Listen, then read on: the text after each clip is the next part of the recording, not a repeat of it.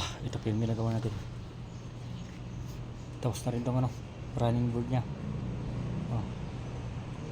Ito yung yung step board. Ayan.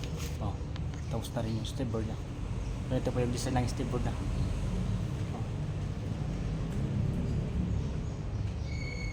Ang running board. Ito lang yung po yung hindi na full wheel. Sa may sidings nya. Ayan o. Ayan. Yun na lang po hindi na full wheel dyan. Dito tapos na rin dito eh. Ito, head type. Ayan po. Tapos na head type nya. Tsaka dito naman sa likod. Ito na lang. Lagyan ng mudguard nya sa baba. Ang hindi pa nilagay. Ayan. Yung maraming parang stainless. Tsaka yung grills nya. Grills at saka yung lagyan po ng keylight yan. Na stainless din na checkered. Dito po yun ang checkered nya. Ganito na pan tail light box. Ito po yung yung para po dito yan, dito sa likod nya. Ito po ilalagay yan. Tapos na rin ilalagay na lang yung mga cover ng mga poste bago ilagay ito bago ilagay yan. Tapos pintuan sa sunod. Tapos muna yung yung sa lipat sa kafan para maring ganyan yung kasama ko.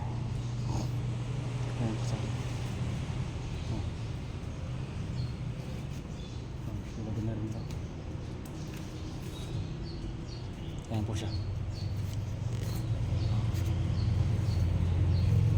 Printer. Running board. Ayan po yung design ng running. Ayan step board niya. Nakita niya. Ayan design. Medyo nakapalob dito. Para pag akit yung driver o pasayeros, sakto pa rin yung panyo sa ilalim. Ito po yung design niya. Nagpalit na ako ng design na skateboard dito sa harap. Ayan. Ito trim nya. Tapos na rin dito lang sa taas pag nailagay yung sanipa nya. Ito mapapalitan daw to flooring stainless na checkered. Yan. Sa harap babakos na naman tayo dito. Wala pa yung dashboard nya na galloper. Ayan po. Fender. Tapos na rin itong fender na babaping na lang po ito mga naliha dito para tigintag. Tsaka yun wala pa sa may windshield mga sunvisor wala pa. Sa mirror na stainless kagaya nung yung nandun sa mirror nya. Bumper panagalaw.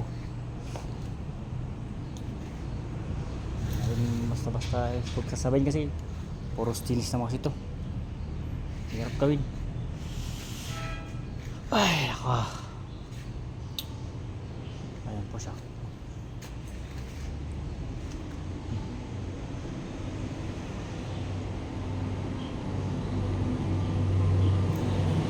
Sige po, maraming salamat. Paki-follow, share na. Sige, bye. Paki-subscribe na rin. God bless.